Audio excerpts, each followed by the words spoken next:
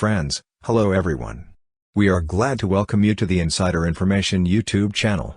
Ukrainians smash 50 kilometers past Russian front lines, General says. Brigadier General Alexei Gromov said Ukrainian soldiers had also recaptured more than 20 villages in the Kharkiv region. By Sergei Kuznetsov. Ukrainian troops have advanced up to 50 kilometers into Russian-occupied territory in the northeastern Kharkiv region and recaptured more than 20 villages, Brigadier General Alexei Gromov said on Thursday. Gromov's statement is the first precise information provided by the Ukrainian authorities on a shock counteroffensive in the northeast that appears to have wrong-footed Russian troops, while attention was focused on a separate Ukrainian drive to claw back land around the southern port of Kherson and isolate Russian troops there. Although the Kharkiv counteroffensive has been covered by Russian and Ukrainian bloggers and witnesses posting on social media in the past few days, the Ukrainian leadership and military command had refused to comment publicly.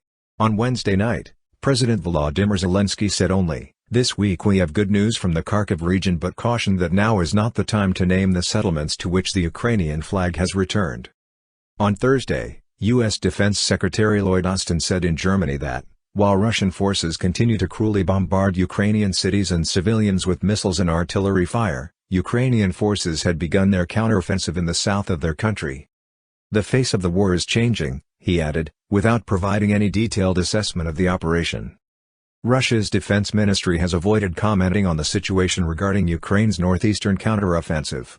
However, a key Russian protagonist in the 2014 Kremlin-backed insurgency in Ukraine's eastern Donbas region, Igor Girkin, said on Thursday that Kyiv has achieved operational success in the main direction of its attack, referring to the Kherson operations.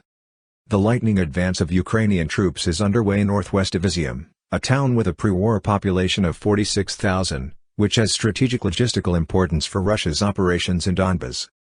According to the Washington-based Institute for the Study of War think tank, Ukrainian forces in the Kharkiv region are likely exploiting Russian force reallocation to the south to conduct an opportunistic yet highly effective counteroffensive. Meanwhile, top Ukrainian military officials published on Wednesday their long-term forecast for the war with Russia, including with possible future scenarios. Valery Zaluzhnyi, Commander-in-Chief of the Armed Forces, and Mihailo Zabrudskyi, First Deputy Chairman of the National Security, Defense, and Intelligence Committee of Ukraine's parliament, believe the war will continue into 2023. According to their analysis, Russian troops are still hunting for openings to sweep across the south of country and seize the key ports of Odessa and Mykolaiv, effectively turning Ukraine into a landlocked country and robbing it of its ability to export across the Black Sea. Revisited plans to gain control of Kyiv and the threat of renewed invasion from the territory of the Republic of Belarus cannot be ruled out either, Zaluzhnyi and Zabrudskyi said. They argued that Ukraine's strategic goal next year should be the liberation of Crimea, annexed by Russia in 2014, which was and remains the basis for supply routes on the southern strategic flank of Russian aggression. It is logical to assume planning for 2023 an operation or a series of operations to regain the peninsula, they said, adding that such a push will require massive force.